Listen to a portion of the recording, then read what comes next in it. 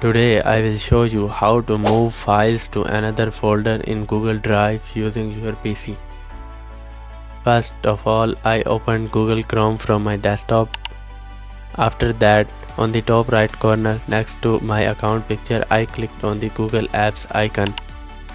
A drop down menu appeared and from there I clicked on Drive. Google Drive opened on my screen. Now I located the file that I wanted to move. In my case it was an image file. Next I moved my mouse over the file and clicked on the three dots next to it. A drop down menu opened. From this menu I hovered my mouse over the organize option. As soon as I did that, another sub menu appeared. From there I clicked on move.